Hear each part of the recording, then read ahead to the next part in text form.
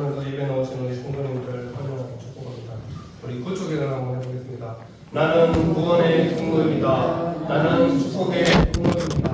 나는 행복의 통로입니다. 아멘. 이 세 가지 통로로 황간 지역에서 살아갈 수 있기를 바랍니다. 옆에 사람과도 인사하겠습니다. 참 잘 오셨습니다. 옆에 앉아주셔서 감사합니다. 네. 이제 옆에 앉아주신 분에게 칭찬 한마디씩 해주세요. 네. 네.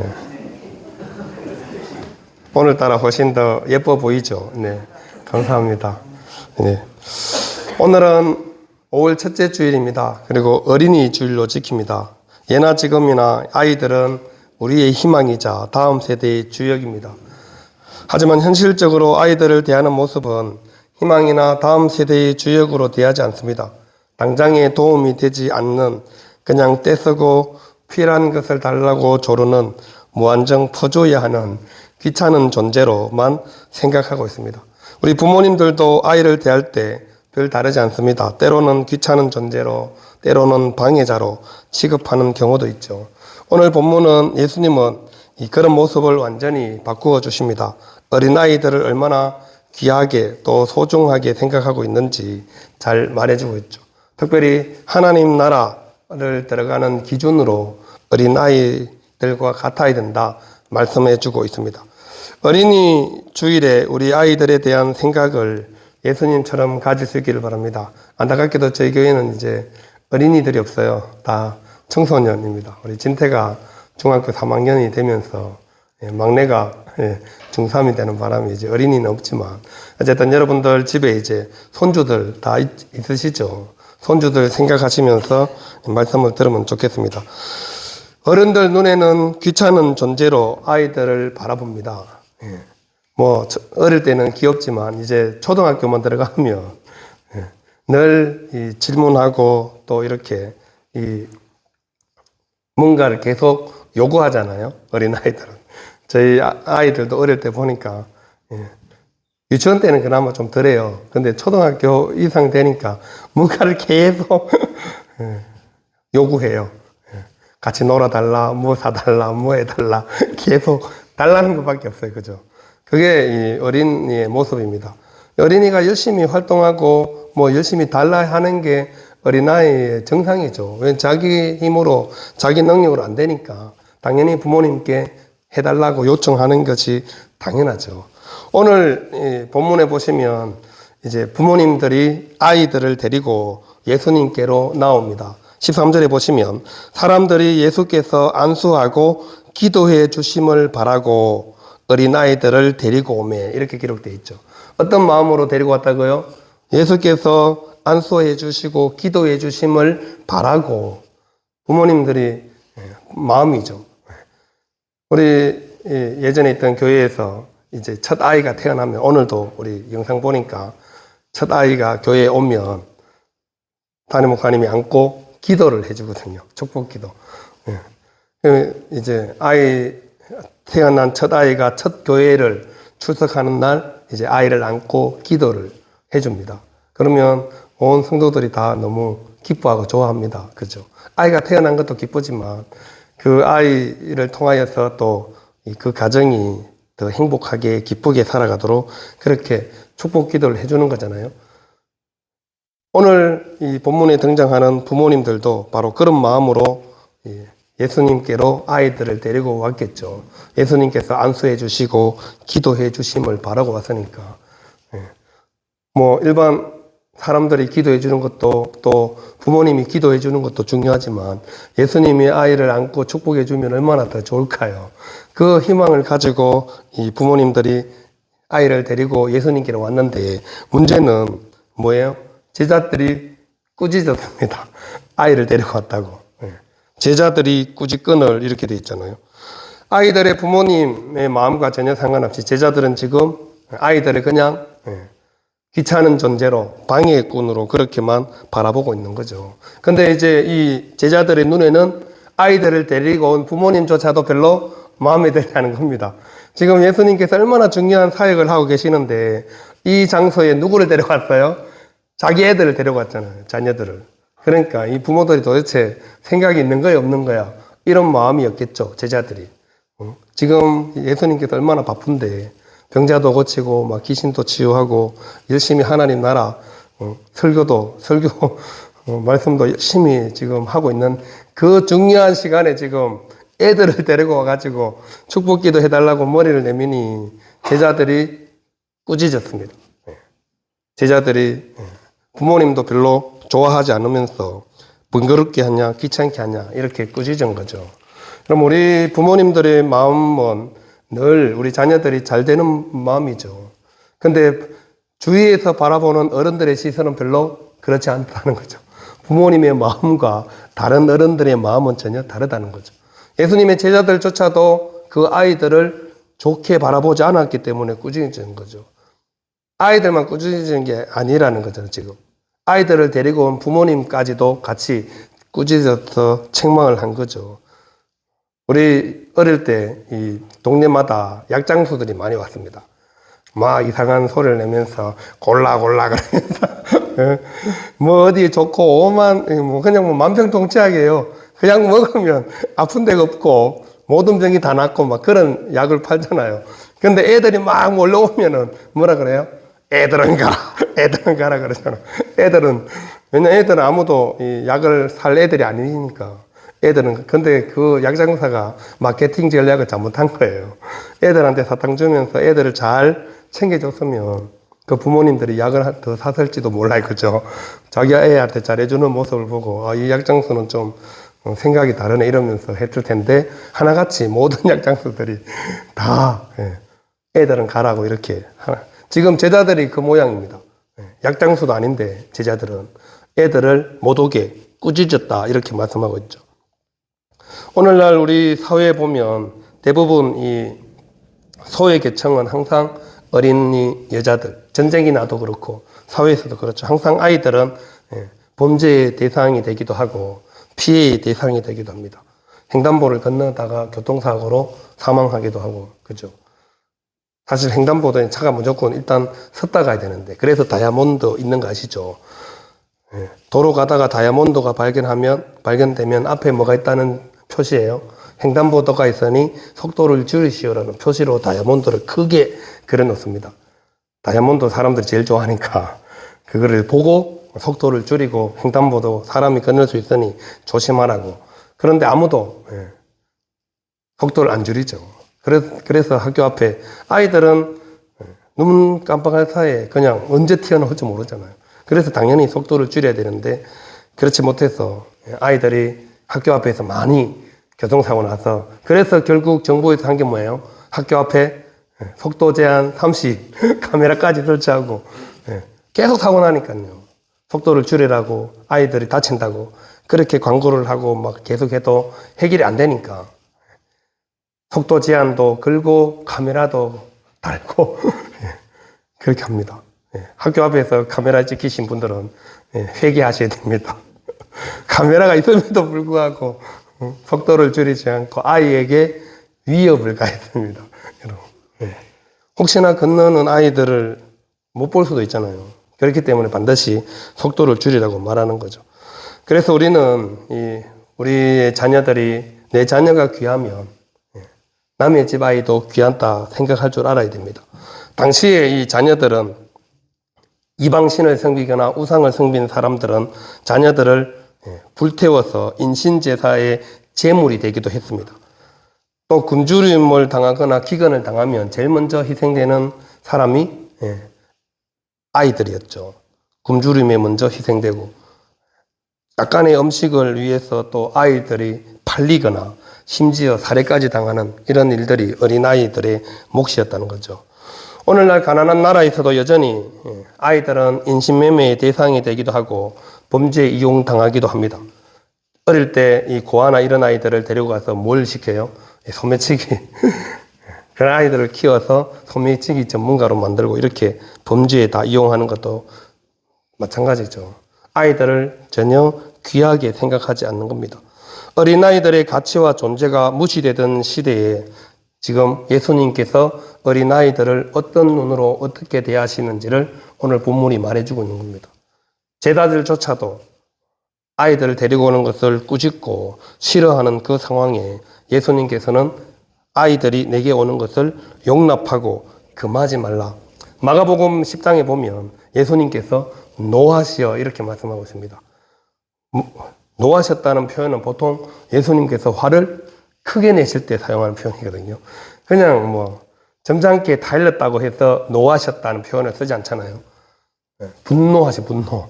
제자들이 또 그 아이를 손잡고 데리고 온 부모님을 향하여서 꾸짖는 모습을 보시고 예수님께서 어떻게 하셨다고요? 분노하셨습니다. 이 제자들한테 제가 또 욕을 했겠죠. 근데 예수님은 욕까지는 안 했을 것 같은데 하여튼 화를 엄청나게 내시면서 제자들을 오히려 더 책망했다는 거죠. 그리고 어린아이들을 용납하고 내게 오는 것을 금하지 말라. 그리고 그 뒤에 하는 말씀이 뭐예요? 천국이 이런 사람의 것이다 말씀하고 있죠. 어린아이들과 천국을 똑같이 말씀하고 있습니다. 어린아이들의 모습이 천국의 모습이라고 말씀하는 것과 똑같죠. 예수님은 어린아이들을 바라보는 눈이 완전히 달랐죠. 다른 어른들처럼 귀찮은 존재나 아니면 방해꾼으로 생각하지 않았다는 겁니다. 하나님 나라의 주인공이다. 이렇게 말씀하고 있는 거죠. 우리 어르신들은, 여러분들의 이 할아버지, 할머니들은 손주들을 예수님과 동일한 마음으로 바라보셔야 합니다. 혹시 자녀들이 교회를 안 다니면 손주들이라도 열심히 여러분들이 신앙으로 키우도록 기도하시고 또 할아버지, 할머니들이 말씀으로 잘 아이들을 양육할 수 있기를 바랍니다. 그러면 아이들은 반드시 할아버지, 할머니를 따라서 믿음으로 살아갑니다. 사실 엄마, 아빠보다 할아버지, 할머니를 더 따르는 아이들도 있습니다. 왜냐하면 엄마, 아빠보다 할아버지, 할머니가 용돈 더 잘 주거든요. 아이들을 만나면, 손주들을 만나면 꼭 용돈을 주셔야 합니다. 그래야 할아버지, 할머니를 오래 기억합니다. 그리고 말도 잘 따르게 됩니다. 용돈 때문이 아니라 예쁘니까 주는 거죠. 내 사랑하는 손주들이니까 주는 거죠. 그렇게 해서 아이들과 소통이 되면 그다음부터는 여러분들이 하는 말을 아이들은 다 귀담아 듣습니다. 예수님께서 아이들을 용납하시고 사랑하시면서 천국이 이런 자의 것이다 말씀하시는 이유는 우리 마가복음 9장 36절 37절에 보면 어린아이 하나를 데려다가 그들 가운데에 세우시고 안으시며 제자들에게 이르시되 누구든지 내 이름으로 이런 어린아이 하나를 영접하면 곧 나를 영접하며 누구든지 나를 영접하면 나를 영접함이 아니요 나를 보내신 이를 영접합니다. 이렇게 말씀하고 있죠. 우리가 알지 않았지만 우리 마태복음 18장 처음에는 제자들이 천국에서 누가 더 크냐라고 시비가 붙었는데 그때 예수님께서 어린아이 하나를 데리고 와서 이 어린아이들과 같은 자가 천국에서 큰 자다 이 말씀을 하십니다. 어린아이들의 어떤 모습을 예수님께서 높이 사셨을까요? 어린아이들은 첫째로 무엇이든지 잘 배우려고 하죠. 그 순수한 마음이 있습니다. 그리고 어린아이들은 자기를 낮춘다고 이렇게 말씀합니다. 나중에 18장 읽어보시면 자기를 낮추는 자가 천국에서 큰 자다. 겸손한 자. 있는 모습 그대로 자신의 모습을 보여줄 뿐만 아니라 또 무엇이든지 스펀지가 물을 빨아듯이 그렇게 잘 익숙하게 배운다는 것이죠. 자녀를 양육하는 우리 부모님들이 어린아이가 끝없이 질문하는 것을 귀찮아하면 안 되는 이유가 여기 있습니다. 일러주는 대로 아이들은 다 배우고 그때 또 배운 것들은 평생 잊어버리지 않고 머릿속에 기억하고 있다는 겁니다. 아예 자기가 궁금해서 물어본 것들은 엄마 이건 뭐야? 아빠 이건 뭐야? 이거 왜 이래? 왜라는 질문을 많이 던지는 아이일수록 호기심이 많고 생각이 많은 아이입니다. 너는 자꾸 그런 걸 자꾸 물어봐. 누구한테 물어봐. 이러면 안 되고요. 잘 친절하게 아빠한테 물어볼 때는 아빠에게 대답을 듣고 싶어서 물어보는 겁니다. 아이가 엄마한테 물어보고 싶은 건 엄마한테 꼭 물어봐요. 엄마한테 물어볼 걸 아빠한테 절대 물어보지 않습니다. 아이들이 얼마나 여러분 똑똑한데요. 이 자기가 해야 하는 질문을 엄마한테 해야 되는지, 아빠한테 해야 하는지를 다 알고 있습니다. 그래서 물어보는 거죠. 그리고 아이는 가까이 있는 어른에게 물어봅니다. 예. 그래서 우리 아이들이 질문하는 것을 잘 가르쳐 주는 대로 배우게 됩니다. 이 아이들은 또 시키는 대로 하자는 대로 합니다.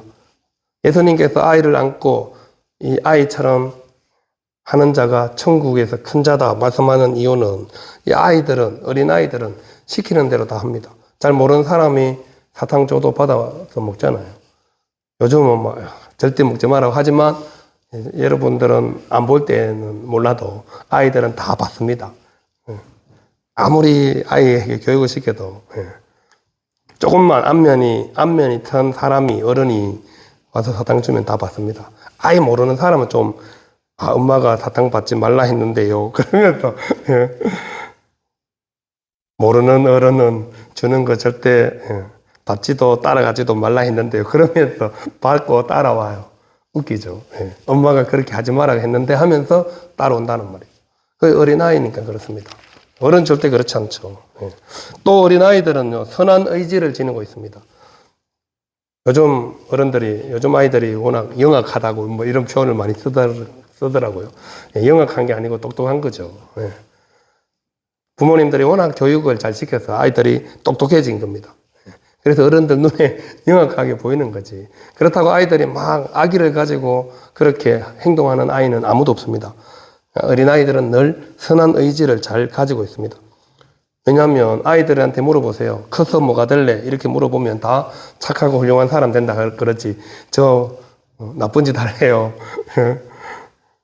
아주 악의적으로 세상을 막 악하게 만들래요. 뭐 이런 아이 아무도 없습니다.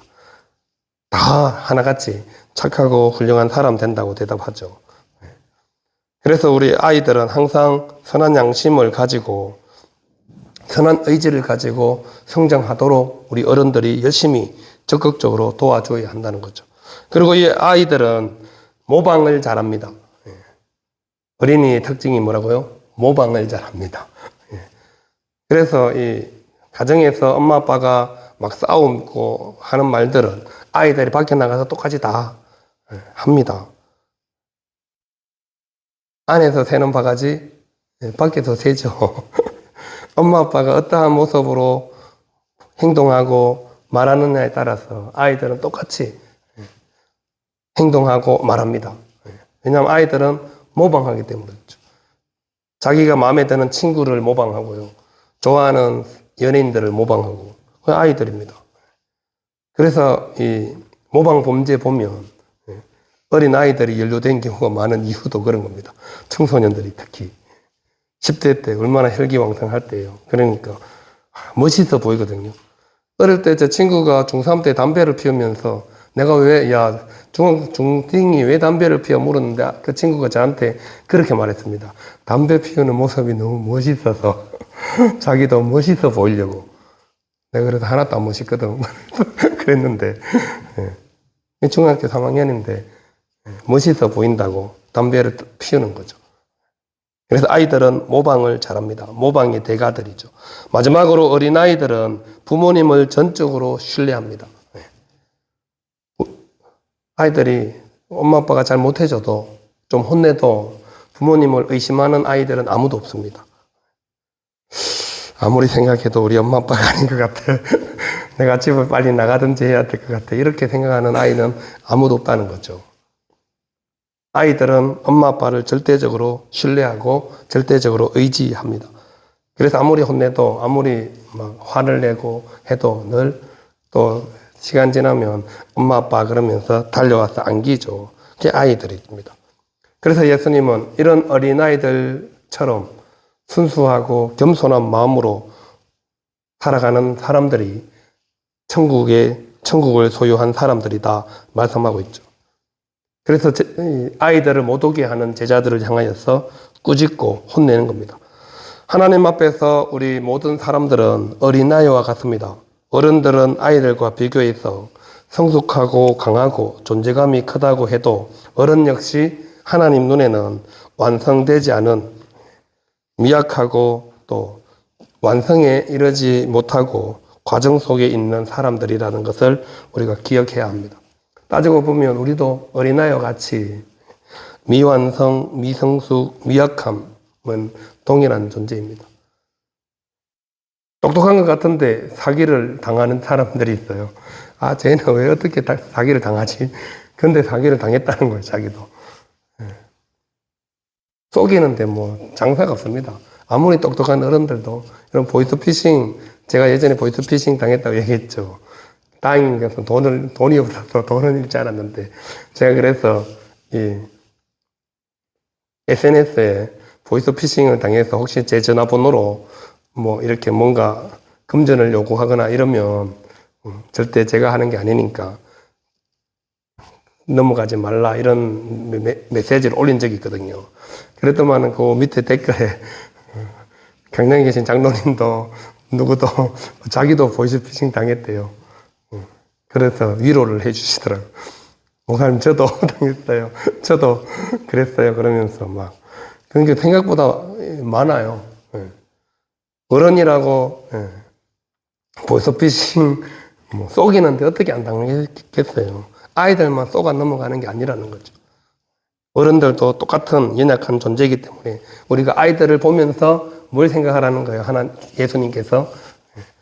우리도 아이들과 똑같은 하나님 앞에서 어린아이와 같은 존재들이라는 것을 알아라는 거죠.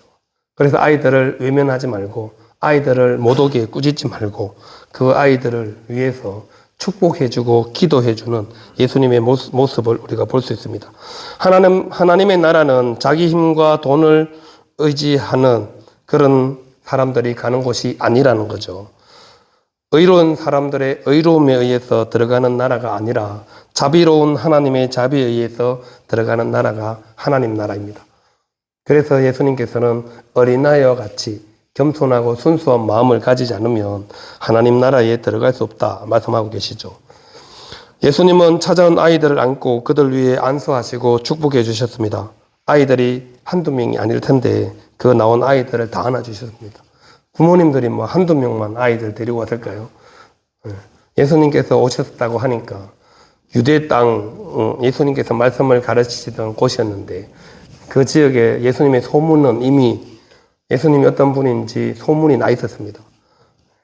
예수님께서 병자를 고치시고 귀신을 쫓아내면서 예수님의 소문은 벌써 유대 지역에 다 갈릴리 땅에 다 퍼져 있었거든요. 그런 예수님이 지금 자기 마을에 왔는데 얼마나 반가웠겠어요. 그러니 아이들을 데리고 부모님들이 예수님께 기도받고 축복받으려고 데리고 나온 것이죠. 근데 그런 아이들을 오늘 본문 마지막 보시면 안수 다 해주시고 그 길을 떠나가셨습니다.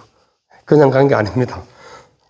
제자들을 혼내고 아이들 못 오게 막은 제자들 혼내시고 그리고 찾아온 데리고 부모님들이 손잡고 데리고 나온 아이들은 예수님께서 다 기도해 주시고 축복해 주시고 그렇게 그 마을을 떠나셨다 말씀하고 계시죠. 예수님께서 얼마나 아이들을 사랑하셨는지를 분명하게 보여주고 있죠. 우리가 어린아이들과 같은 믿음을 가지고 살지 않으면 천국을 소유하지 못할 수도 있다는 것을 예수님께서 말씀하고 계십니다. 천국은 이런 사람의 것이다 말씀하셨으니까. 어린아이들과 같은 순수한 믿음, 그런 믿음을 가지고 살아갈 때 우리 모든 성도들도 천국을 소유한 사람으로 살아가시는 것입니다. 어린아이들은 방해꾼이 아닙니다. 귀찮은 존재도 아닙니다.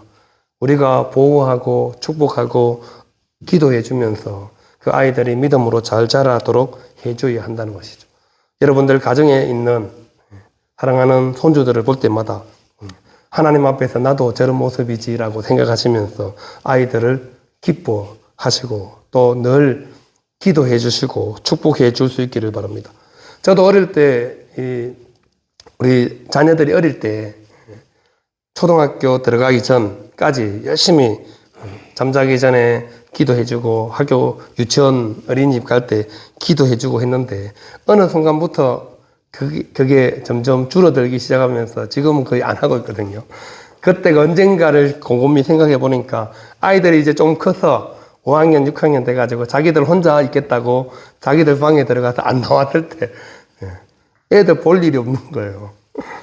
물론 뭐 잘 때 한 번씩 들어가서 기도도 해주고 하지만 그 아버지하고 이게 멀어지면서 기도해주고 안아주고 이런 것들이 멀어지더라고요. 그래서 멀어지면 누가 손해일까요? 아이들이 손해죠. 우리 부모님들은 자녀들을 위한 축복권이 있습니다. 여러분들이 열심히 자녀들을 위해서 축복하고 기도해 주는 대로 자녀들은 반드시 됩니다. 그걸 가장 잘 보여주는 게 창세기 49장이잖아요. 야곱이 12아들들 다 기도해 줬는데 그 기도한 대로 다 되었습니다. 12명의 아들들을 야곱이 축복 기도해 주잖아요. 그 기도한 기도 제목대로 다 됐단 말이죠. 우리 부모님들이 여러분들이 기도하는 대로 아이들은 반드시 됩니다. 그래서 여러분들이 기도를 많이 하시고 기도를 잘 해주시기를 바랍니다. 특히 또 할아버지 할머니가 되신 분들은 손주들을 집에 오면 제일 먼저 손주들을 안고 손주의 머리에 손 얹어서 기도해 주는 걸로 만남을 시작할 수 있으면 좋겠습니다. 우리 손주들이 할아버지 할머니하고 찾아오면 제일 먼저 붙잡고 뭐 하라고요? 기도해 주는 거죠. 첫 만났으니까. 첫 만남을 뭘로 시작하라고요? 안수기도, 축복기도로. 지금까지 안 했다면 오늘부터 한번 이제 어버이날이고 또 가정의 달 어버이 주일도 다가오는데 여러분들이 열심히 아이들을 위해서 축복기도 하는 것이 얼마나 큰 은혜와 복인지를 분명하게 경험할 수 있기를 바랍니다. 우리 가정의 손주들을 바라보면서 내 믿음도 함께 성장할 수 있는 복된 삶이 될 수 있기를 바랍니다. 예수님을 닮아가는 아이들, 또 예수님을 닮아가는 우리 모든 성도님들이 다 되어서 우리 부모님 세대들을 통하여서 우리 자녀들이 믿음의 대가 끊어지지 않고 계속 이어질 수 있는 우리 모든 성도님들 다 될 수 있기를 바랍니다.